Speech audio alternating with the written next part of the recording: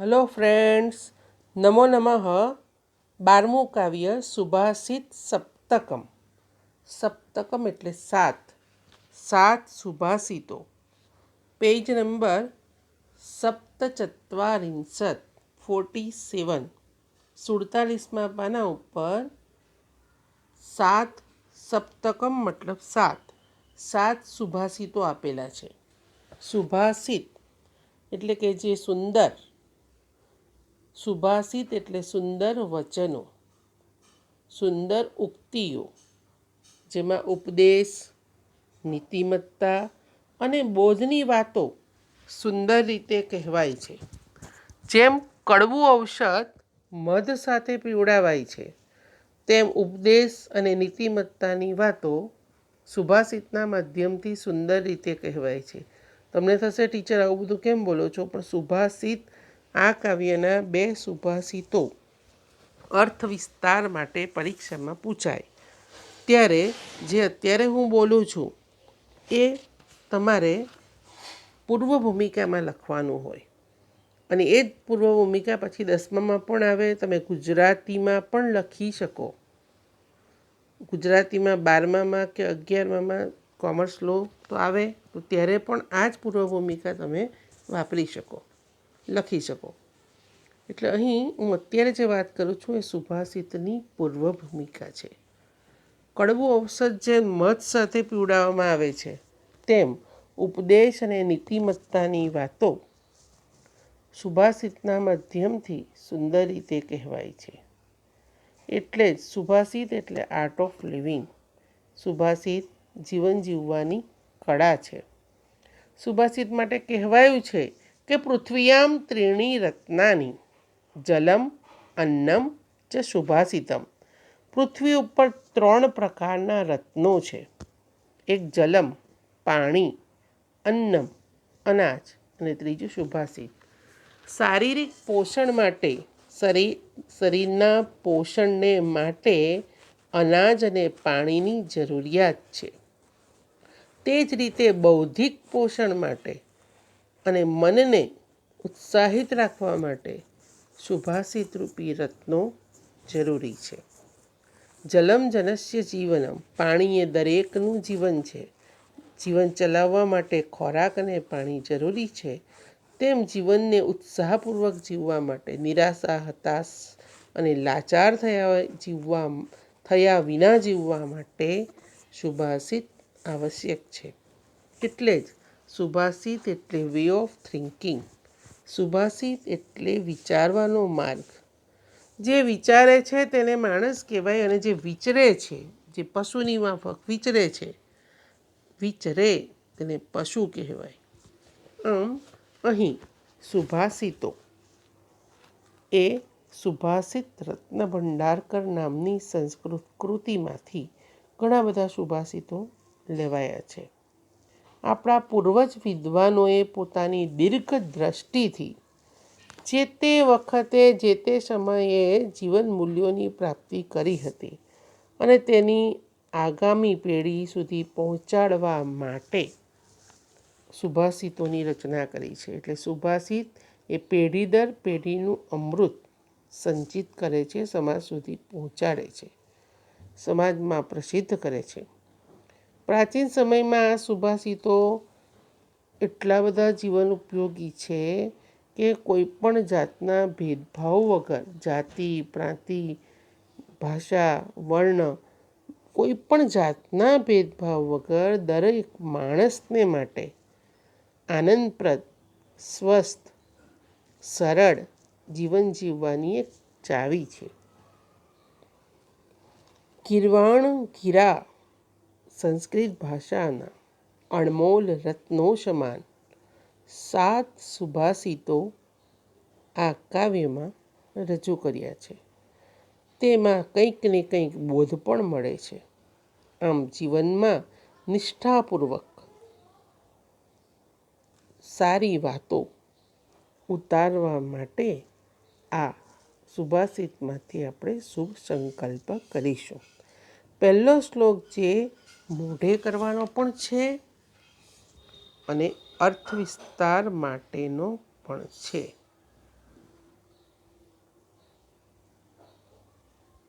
પહેલો છે સનેહ પંથા સનેહ કંથા સનેહ પર્વતલંઘનમ સનેહ વિદ્યા સનેહ વિત્તમ પંચ એતાની સનેહ સનેહ સનેહ પંથા સનેહ કંથા સનેહ પર્વતલંઘનમ સનેહ વિદ્યા સનેહ વિત્તમ પંચેતાની સનેહ સનેહ. અહીં પહેલાં સનૈહ એટલે ધીમે ધીમે. ધીમે ધીમે આ શ્લોકમાં આ સુભાષિતનો સારાંશ છે, બોધ છે કે દરેક વ્યક્તિએ કોઈ પણ કામ કરો ત્યારે ધૈર્યપૂર્ણ રીતે કરવું જોઈએ. શનૈહે શનૈહે ધીમે ધીમે. શનૈહે પંથાહ પંથ એટલે રસ્તો. ધીમે ધીમે રસ્તો ઓળંગવો જોઈએ, હલબલાટી કરીને નહીં. ઝીબ્રા ક્રોસ પર જે નિશાની જોવાય બંધનું અને ટ્રાફિક બંધ અને ચાલુનું, તે રીતે રસ્તો ક્રોસ કરવો જોઈએ. સનેહ કંથા કંથા મતલબ ગોદડી. સાડીમાંથી મમ્મી ગોદડી બનાવે જૂના કપડામાંથી. હવે મમ્મીને કરતાં દાદીને આવડતું હોય કદાચ. એ ગોદડી સીવવામાં પણ હલબલાટી કે ઉતાવળ નહીં ચાલે. ધીમે ધીમે પહેલાં બધા કપડાં સાઇઝ પ્રમાણેના ગોઠવીને આજુબાજુમાં જે કપડું કવર માટે લેવાનું છે એ વ્યવસ્થિત મૂકીને ધીમેથી ગોદડી સીવવી પડે. સનેહ પર્વત લંઘનમ જો પર્વત ચડવામાં પણ ઉતાવળ કરો તો શ્વાસ ભરાઈ જશે અને પછી બેસવું પડે. એટલે પર્વત લંઘનમ સનૈહે પર્વત ઓળંગવામાં પણ ઉતાવળ ના કરવી જોઈએ, ધીરે ધીરે ઓળંગવો જોઈએ. સનેહ વિદ્યા વિદ્યા પ્રાપ્તિમાં પણ એવો હલબલાટીને ઉતાવળ નહીં ચાલે. શાંત ચિત્તે શાંતિથી વિદ્યા મેળવવી જોઈએ. શનેહ વિત્તમ અને ધન પણ ધીમે ધીમે પ્રાપ્ત થાય. શોર્ટ ટર્મમાં થોડાક દિવસમાં પૈસાદાર બનવા માટે જે ટૂંકાણવાળો રસ્તો લે છે, ચોરી કરવાનું કે શેર બજારમાં કે ગમે ત્યાં ખોટી રીતે જો ઉતાવળથી પૈસા કમાવાનું માગતો હોય એ ખોટું કામ કરે છે. તો સનેહ વિત્તમ ધન ધીમે ધીમે કમાવવું જોઈએ. પંચ પ્લસ એતાની આ 5 ધીમે ધીમે કરવા જોઈએ. હવે આપણે અનુવાદ લઈએ છીએ. પહેલાં આપણે સનૈહે પંથા. પંથાહ એટલે રસ્તો ધીમે ધીમે ઓળંગવો જોઈએ. અલ્પવિરામ. સનેહ કંથા ગોદડી ધીમે ધીમે સીવવી જોઈએ. સનેહ પર્વત લંઘનમ અને ધીમે ધીમે પર્વત ઓળંગવો જોઈએ. સનૈહે પ્લસ વિદ્યા ઉપર સનેહ શબ્દ છે તે વત્તા વિદ્યા એટલે વ ઉપર રેપ થયો છે વિસર્ગનો. સનૈહે વિદ્યા ધીમે ધીમે વિદ્યા. સનૈહે વિત્તમ અને ધીમે ધીમે ધન પ્રાપ્ત કરવું જોઈએ. એતાની પંચ પ્લસ એતાની આ 5 સનૈહે શનૈહે ધીમે ધીમે પ્રાપ્ત કરવું જોઈએ. ધીમે ધીમે રસ્તો ઓળંગવો. અલ્પવિરામ ધીમે ધીમે ગોદડી સીવવી. અલ્પવિરામ ધીમે ધીમે પર્વત ઓળંગવો. ધીમે ધીમે વિદ્યા અને ધીમે ધીમે ધન આ 5 ધીમે ધીમે પ્રાપ્ત કરવા જોઈએ. રસ્તો, ગોદડી, પર્વત ઓળંગવો, વિદ્યા અને ધન આ 5 ધીમે ધીમે પ્રાપ્ત કરવા જોઈએ. આ થયો અનુવાદ. પછી પૂર્વ ભૂમિકા બોલાઈ ગઈ આગળ અને પછી અર્થ વિસ્તાર. ઉપરના સુભાષિતમાં ધૈર્ય કે ધીરજનું મહત્ત્વ દર્શાવવામાં આવ્યું છે. અને એને માટે કયા કયા કામો? તો કે રસ્તો ઓળંગવો, ગોદડી સીવવી, પર્વતનું ચઢાણ કરવું, વિદ્યા અને ધન આ બધી બાબતો ધીમે ધીમે પ્રાપ્ત કરવી જોઈએ. ગુજરાતીમાં કહેવત છે ને, ધીરજના ફળ મીઠા અને ઉતાવળે આંબા ન પાકે. આમ ધીરજના ફળ મીઠા. માણસ જે ધૈર્યપૂર્વક કામ કરે છે તો એને સારું ફળ, સારું પરિણામ પ્રાપ્ત થાય છે. અને જે ઉતાવળથી કરે છે કામ તેને સારું પરિણામ મળતું નથી, શ્રેષ્ઠ પરિણામ મળતું નથી. એટલે જ તો વળી કહેવાય છે, ઉતાવળા સો બાવરા, ધીરા સો ગંભીર. બાવરા મતલબ થોડા ગાંડા જેમ હલબલ હલબલ કર્યા કરે કોઈ પણ વાતમાં. શાંતિથી નહીં. ક્લાસમાં જો ટીચર પૂછે તો પહેલાં વિચારે નહીં, આંગળી ઊંચી કરી દે, ઊભા થઈ જાય, પછી શું જવાબ આપવો ખબર પડતી નથી. એને ઉતાવળાશો બાવરા કહેવાય. ટીચર ટીચર ટીચર કર્યા કરે પણ પછી એને શું બોલવું છે એવું કોઈ મનથી વિચારેલું જ નથી. એટલે કોઈ પણ કામ કરો તો ધૈર્યપૂર્વક, સારી રીતે વિચારીને જો એ કામ કરવામાં આવે તો એમાં શ્રેષ્ઠ સફળતા મળે છે. આમ આ સુભાષિતમાં ધીરજનું મહત્ત્વ છે.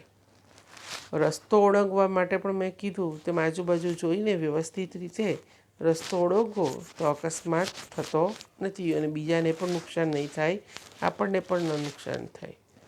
ખોદડી સીવવા માટે પણ સાવચેતી અને ધીરજની જરૂર છે. પર્વત ઓળંગવા માટે પણ ધૈર્યની જરૂર છે. ઉતાવળથી એમ કામ ના થાય. વિદ્યા પ્રાપ્ત કરવી હોય કે ધન ભેગું કરવામાં પણ ધૈર્યની જરૂરિયાત છે. છેલ્લે બોધ. આમ આ સુભાષિતમાં ધીરજનું મહત્ત્વ દર્શાવ્યું છે. જે વ્યક્તિ સફળ થવા ઈચ્છતી હોય, સફળતાના સોપાન સર કરવા ઈચ્છે છે, એણે પોતાના જીવનમાં ધૈર્ય અપનાવવું જોઈએ અને ધૈર્યવાન બનવું જોઈએ. બીજો શ્લોક. શીલમ શૌર્યમ અનાલસ્યમ પાંડિત્યમ મિત્રસંગ્રહ અચોરહરણ્યાની પંચૈતાની અક્ષય નિધિ. પંચેતાની અક્ષય નિધિ. આ શ્લોક મોડે કરવાનો નથી પણ અનુષ્ટુપ છંદમાં છે અને ગાવાથી તમને થોડો આનંદ મળે એટલા માટે કહેવાય છે. શીલમ શૌર્યમ, શૌર્યમ પ્લસ અનાલસ્યમ. શીલમ શૌર્યમ અનાલસ્યમ પાંડિત્યમ મિત્રસંગ્રહ અચૌરહરણ્યાની પંચ પ્લસ એતાની પ્લસ અક્ષય. પંચ પ્લસ એતાની પ્લસ અક્ષય. અક્ષય નિધિ એટલે ખજાનો. અહીં 5 ખજાનો છે. માણસ પાસે 5 પ્રકારના ગુણો હોય તો એ ખજાના રૂપ છે. પહેલો ગુણ કયો? શીલમ. બીજો ગુણ કયો છે? શૌર્યમ. ત્રીજો અનાલસ્યમ. ચોથો પાંડિત્યમ. પાંચમો મિત્ર સંગ્રહ. પાંચમો મિત્ર સંગ્રહ. અચોરહરણ્યમ એટલે ચોર ચોરી ન શકે, ભાઈ ભાગ ન પડાવી શકે, ચોર ચોરી ન શકે એવા આ 5 શ્રેષ્ઠ ખજાના છે, શ્રેષ્ઠ ખજાનો છે. પહેલું શીલમ એટલે કે ચારિત્ર, કેરેક્ટર, ચારિત્ર. ત્યાર પછી બીજું શૌર્યમ, સુરવીરતા. શૌર્યમ સુરવીરતા. અનાલસ્યમ શૌર્યમ પ્લસ અનાલસ્યમ. અનાલસ્યમ આળસનો અભાવ. અનાલસ્યમ આળસનો અભાવ. પાંડિત્યમ વિદ્વતા. મિત્ર સંગ્રહ મિત્રો બનાવવા. અચોરહરણ્યાની ચોર ચોરી ન શકે તેવા, ચોરી ન શકાય તેવા કે ચોર લઈ જઈ ન શકે તેવા. અચૌરહરણીયાની બહુવચન છે. અચૌરહરણીયાની એટલે કે ચોર લઈ જઈ ન શકે તેવા પંચ એતાની આ પાંચ પંચ પ્લસ એતાની પ્લસ અક્ષય આ પાંચ અક્ષય નાશ ન પામે તેવો નિધિ ખજાનો નિધિ એટલે ખજાનો છે. નિધિ ખજાનો એનું વિશેષણ છે અક્ષય. નાશ ન પામે તેવા નિધિ ખજાના છે. ચારિત્ર અલ્પવિરામ શૂરવીરતા શૌર્યમ શૂરવીરતા અલ્પવિરામ અનાલસ્યમ આળસનો અભાવ પાંડિત્યમ વિદ્વતા મિત્ર સંગ્રહ અને મિત્રો બનાવવા એતાની આ પંચ પાંચ ચોર લઈ જઈ ન શકે તેવા ચોર ચોરી ન કરી શકે તેવા અક્ષય નિધિ અખૂટ ખજાનો અથવા નાશ ન પામે તેવો ખજાનો છે. શીલમ ચારિત્ર્ય શૌર્યમ શૂરવીરતા અનાલસ્યમ આળસનો અભાવ પાંડિત્યમ વિદ્વતા મિત્ર સંગ્રહ મિત્રો બનાવવા ચ વચ્ચે એક્સ્ટ્રા લઈ લેવાનું છે અને મિત્રો બનાવવા એતાની પંચ આ પાંચ એતાની પંચ આ પાંચ ચોર ચોરી ન શકે તેવા અખૂટ કૌંસમાં નાશ ન પામે તેવા નિધિ ખજાનો છે. નિધિ એટલે ખજાનો. ફરી સંધિ બોલું છું. પંચ પ્લસ એતાની ન હસ્વઈ પ્લસ અક્ષય. આગળનો શ્લોક. આ શ્લોક મોઢે કરવાનો નથી અને અર્થ વિસ્તાર માટેનો પણ એક પરીક્ષામાં મતલબ પૂછાતો નથી. સહંતી શ્રેયંસી પૂષામ વિગુણેષુ પિબંધુષુ તૃષેરપી પરિભ્રષ્ટા ન પ્રરોહંતિ તંડુલઃ. અહીં એકતા સંહતિ એટલે એકતા સંગઠન એનું મહત્ત્વ છે. વિગુણેષુ અપી બંધુષુ વિગુણેષુ અહીંયા સંધિ જોજો પહેલાં. વિગુણેષુ અપી બંધુષુ વિગુણેષુ પ્લસ અપી વિગુણેષુ બંધુષુ વિગુણેષુ પ્લસ અપી. બીજી સંધિ છે તૃષૈહે પ્લસ અપી. તૃષૈ સ પર બે માત્ર અને રનો વિસર્ગ થઈ જાય. 10મા ધોરણમાં વિસર્ગ સંધિ આવશે. તૃષૈહે પ્લસ અપી. અહીં ઉદાહરણ છે એકતા કે સંગઠન. એકતા કે સંગઠિત રહેવાનો ફાયદો એને માટે ઉદાહરણ આપેલું છે ટંડુલ મતલબ ચોખા. ટંડુલ એટલે ચોખા અને ડાંગર એટલે ભાત. ડાંગરમાંથી ચોખા બને છે. ડાંગર એટલે કે ફોતરાવાળા ચોખા એને જો વાવવામાં આવે એને ક્યારામાં નાખવામાં આવે તો એ પાછા ઉગે છે. એમાંથી છોડ બને છે. જે અલુણા વખતે જયા પાર્વતી વ્રત છોકરીઓનું જ્યારે આવે છે ત્યારે જે જવારા વાવવામાં આવે છે એમાં ભાતના પણ વવાય અને ઘઉંના પણ વવાય. એ ટંડુલાહા એટલે એ ફોતરાવાળું ડાંગર જો માટીમાં વાવવામાં આવે અથવા પાણી નાખી તો એને અંકુરિત થાય, ફણઘા ફૂટે અને એનો છોડ પણ ઉગે. પરંતુ જો એને ફોતરા કાઢી નાખો અને એ ચોખા બની જાય પછી ચોખાને તમે કેટલા દિવસ સુધી નાખી રાખો માટીમાં છતાં એ ઉગતા નથી, સડી જાય છે, કોવાઈ જાય છે. એટલે એકતા, સંગઠિત થયેલા માણસોની એકતા.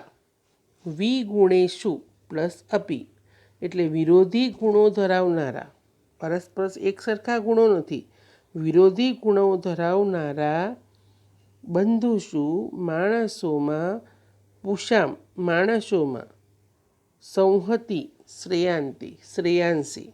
સંહતિ એટલે એકતા, શ્રેયાંસી એટલે કલ્યાણકારી. સંહતિ મતલબ સંગઠન, એકતા, અને શ્રેયાંસી એટલે કલ્યાણકારી છે. શબ્દાર્થ જોઈએ. શ્રેયાંસી એટલે કલ્યાણકારી. બધા શબ્દો જોઈ લઈએ પહેલાં. સંહતિ એકતા અથવા સંગઠન. શ્રેયંસી કલ્યાણકારી.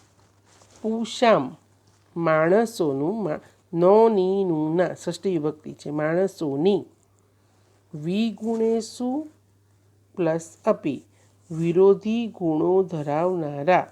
બંધુષુ સ્વજનોમાં, મિત્રોમાં, ભાઈઓમાં. બંધુનો અર્થ સ્વજન, મિત્ર અથવા ભાઈ. બંધુષુ સ્વજનોમાં, મિત્રોમાં, ભાઈઓમાં. વિગુણેશુ એટલે વિરોધી માણસોની વિરોધી સ્વભાવ ધરાવનારા સ્વજન માણસોની એકતા કલ્યાણકારી છે. તૃષૈહે પ્લસ અપી તૃષૈહે ફોતરા વડે. પરિભ્રષ્ટા છૂટા પડેલા. ટંડુલાહ ચોખા. ન પ્રરોહંતી એટલે ઉગતા નથી, ઉગવું. ગ્રો કરવું, ઉગતા નથી. ફરીથી પહેલાં વિગુણેશુ પ્લસ અપી વિરોધી ગુણો ધરાવનારા સ્વજન માણસોની એકતા અથવા સંગઠન કલ્યાણકારી છે. ફોતરાઓ વડે અલગ થયેલા અથવા છૂટા પડેલા ચોખા. ફોતરા વડે છૂટા પડેલા ચોખા પણ ન પ્રરોહંતી ઉગતા નથી. વિરોધી સ્વભાવના સ્વજન માણસોની એકતા પણ કલ્યાણકારી છે અથવા એકતા પણ કલ્યાણકારી છે. તંડુલાહ તૃષૈહે પ્લસ અપી ફોતરા વડે છૂટા પડેલા ચોખા. ફોતરાથી છૂટા પડેલા ચોખા ઉગતા નથી. ફોતરાથી છૂટા પડેલા ચોખા પણ ઉગતા નથી. તૃષૈહે ફોતરા વડે, ફોતરાથી. અપી પણ, ફોતરાથી છૂટા પડેલા ચોખા પણ ઉગતા નથી. આગળનો ચોથો શ્લોક અર્થ વિસ્તાર માટેનો છે.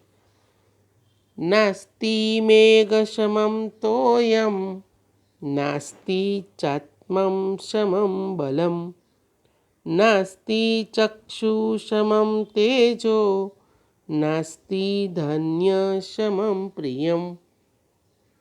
નાસ્તિ મેઘશમં તોયં નાસ્તિ ચાત્મશમં બલમ નાસ્તિ ચક્ષુષમં તેજો નાસ્તિ ધાન્યસમં પ્રિયમ.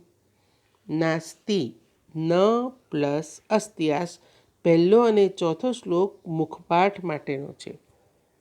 ન પ્લસ અસ્તિ. સંધિ બીજી છે ચ પ્લસ આત્મસમમ. ચ પ્લસ આત્મસમમ. બે સંધિ છે. નાસ્તિ ઘણી વખત આવ્યું. મેઘ સમમ તોયમ ન અસ્તિ. મેઘ સમમ તોયમ ન અસ્તિ. વાદળ સમાન પાણી નથી. વાદળ વરસાદનું જે પાણી છે એના જેવું બીજું કોઈ શુદ્ધ પ્યોર પાણી નથી. મેઘ સમાન જળ નથી, આપણે એવું કહીએ તો એમ એટલે જલ પાણી. મેઘ સમાન જળ નથી. અલ્પવિરામ. આત્મ સમાન, આત્મ એટલે સેલ્ફ કોન્ફિડન્સ, આત્મવિશ્વાસ જેવું કોઈ બળ નથી, તાકાત નથી. આપણે કેટલાય કિસ્સા કોણ બનેગા કરોડપતિમાં આવનાર પાત્રો પાસેથી પણ કે પગ એકદમ અત્યારે જ હતો એ કાશ્મીરનો શર્મા, પગ નહીં હતા છતાં પણ એ કેટલું શ્રેષ્ઠ કાર્ય કરે છે. હાથ વગરના હોય છતાં પણ સુંદર કાર્ય કરતા હોય, આંખ વગરના હોય છતાં, શરીરના અગત્યના ભાગો ન હોવા છતાં આત્મવિશ્વાસથી સ્વમાનભેર જીવન જીવે છે. એટલે આત્મવિશ્વાસ જેવો બીજી કોઈ તાકાત નથી. કોરોના પરમાં પણ જેનું આત્મબળ સારું છે એ માણસને બીજા કોઈ રોગો અસર કરતા નથી. મનોબળ અને આત્મબળ મજબૂત રાખવું. ચક્ષુ સમાન તેજ ન અસ્તિ. આંખ સમાન, જો આંખ હોય તો જ બીજા ગમે એટલા પ્રકાશ, મર્ક્યુરી લેમ્પના, મોટી મોટી લાઇટોના, સૂર્યના, કોઈ પણ પ્રકારના, મશાલનો પ્રકાશ, સૂર્યનો પ્રકાશ, ચંદ્રનો પ્રકાશ, વીજળીથી ઉત્પન્ન થયેલા બધા પ્રકાશો ક્યારે વ્યક્તિને ઉપયોગી બને? જ્યારે એ આંખથી જોઈ શકતા હોય. એટલે મુખ્ય તેજ કોનું છે? આંખનું. આંખ સમાન તેજ નથી. અને ધાન્ય અનાજ સમાન બીજું પ્રિય નથી. કે ને પેટથી જ બીજા બધા રસ્તાઓ. એટલે જ મોટે ભાગે કોઈ પણ મિટિંગ હોય ત્યારે પણ નાસ્તો રાખવામાં આવે, કોઈ પણ કાર્યક્રમમાં પણ જમણવાર રાખવામાં આવે, ઘરે કોઈ વ્યક્તિ આવે ત્યારે પણ એને ચા નાસ્તો કરવામાં આવે. સરસ પ્રકારે ચા નાસ્તો કરાવ્યો હોય તો એ કેવું છે, બધું કામ પણ કરી નાખશે અને હંમેશા યાદ પણ એને રહેશે કે મેં એના ઘરનું અનાજ ખાધું છે. એટલે અનાજ સમાન બીજું, અન્ન સમાન બીજું કોઈ પ્રિય નથી. કારણ કે અન્ન બ્રહ્મ કહેવાયું છે. અન્ન દરેકને જરૂરી છે. શરીરને ચલાવવા માટે અન્ન જરૂરી છે. એટલે જ વેદમાં અન્ન બ્રહ્મ એવું કહેવાયું છે. એટલે અનાજ સમાન, ધાન્ય સમાન બીજું કોઈ પ્રિય નથી. ગમે એટલું માણસને કોઈને એવો આશીર્વાદ મળે કે જેને ટચ કરે સોનું થઈ જાય, તો એ માણસ જીવી ન શકે. કારણ કે ખાવા માટે રોટલી પકડે તો તે પણ સોનાની થઈ જશે. એટલે અનાજ દરેકને જરૂરી છે. અનુવાદ: મેઘ સમાન જળ નથી. ન પ્લસ અસ્તિ એટલે નથી. તોયમ એટલે પાણી, જળ. આત્મ સમાન, આત્મવિશ્વાસ સમાન કોઈ બળ નથી. આંખ સમાન તેજ નથી. અને ધાન્ય અનાજ સમાન કોઈ પ્રિય નથી. મેઘ સમાન જળ નથી. આત્મવિશ્વાસ સમાન બળ નથી, તાકાત નથી. આંખ સમાન કોઈ તેજ નથી. અને ધાન્ય અન્ન સમાન, અનાજ સમાન કોઈ પ્રિય નથી. પૂર્ણ વિરામ. આ ભાગ 1ના વિડીયોમાં 2 શ્લોકો, પહેલો અને ચોથો શ્લોક મોઢે કરવાનો છે, મુખપાઠ કરવાનો છે. અને 4 શ્લોકોનો અનુવાદ લખવાનો છે. 4 શ્લોકોનો અનુવાદ લખવાનો છે અને 2 શ્લોકો મોઢે કરવાના છે. શેમાં? ગૃહ કાર્યમાં. આ પેજ પર વર્તમાન કાળના રૂપો છે. આ શ્લોકમાં પહેલા શ્લોકમાં વર્તમાન કાળનું રૂપ એક પણ નથી. બીજા શ્લોકમાં વર્તમાન કાળનું રૂપ નથી. ત્રીજા શ્લોકમાં છે પ્રરોહંતિ. અને ચોથા શ્લોકમાં છે અસ્તિ. ન પ્લસ અસ્તિ. અસ્તિ વર્તમાન કાળ, અન્ય પુરુષ, એકવચન. ધન્યવાદ. પુનઃ મેલિષ્યામઃ.